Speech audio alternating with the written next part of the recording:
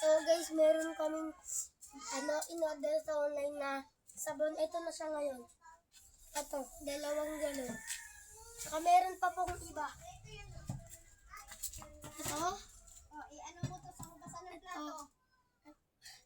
Tsaka ito din po. Ayan, 4 na galon po yung nilagyan na. Ayan. Patayin mo yung mga ilaw, ma. Yung iba, tsaka 5 na rin pala. Ito, pinaglagyan ng Mountain Dew. Para talagang Mountain Dew guys, no? Kaya ito may 5 tayong may 5 tayong mga lalagyan.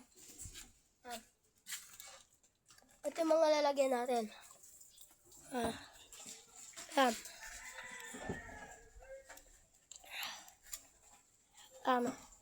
Kapag nawalan na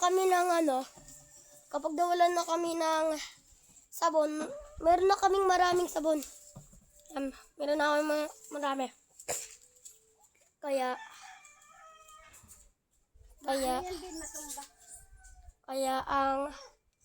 kami bumili para di na kami pabili-bili.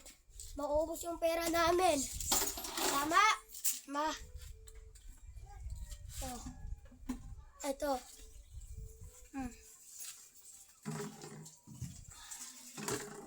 Tapos ito. 2 big boys. Ano yan? Nagtitinda ka na? Ititinda talaga. Nagtitinda na. Ano ka? So guys, ito nga pala. Kanina may nag-interview sa amin na kamusta daw kami, kung ano naman. So nung pagkatapos naman ay umalis na sila. Kakaalis lang. So, tsaka ito sunod.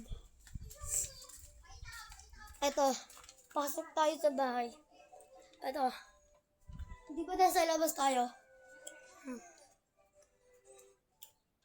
Ito, mama, nakatalikod. Ano na ma'am, kapatid ko.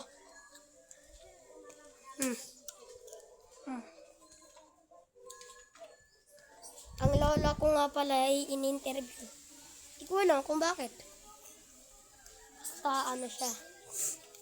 Guys, hindi ko nga pala alam kung. Tsaka ito, sunod. Pagkatapos namin magigib ng mga dishwashing, bebenta namin. 1 galon, 300. Mali pala, 100. Tsaka sunod. Ito kapag Pang-consume lang yan, hindi yan pambenta. tsaka kapag 2 galon, 200. Tapusin mo na. Ito. Kakain nga lang pala kamong yaman. Tsaka anong ulam nga namin? Sinigang? Palang. Pakita mo kay mami kung Tsaka tatanungin ko ng aking mama kung anong niluto. Mami! Mami, ano pong niluto natin? Sinigang. Yun, guys, sinigang. Yung ulam natin. Nagbigay sa amin ng lot bag. Tsaka ito, yung mga pinsan ko naglalaro.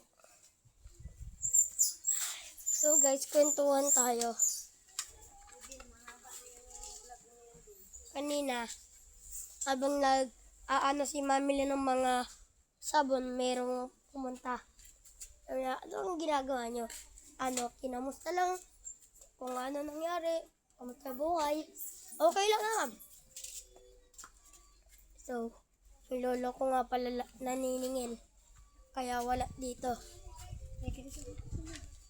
Saka, eto, hanggang dito na lang guys. Bye-bye.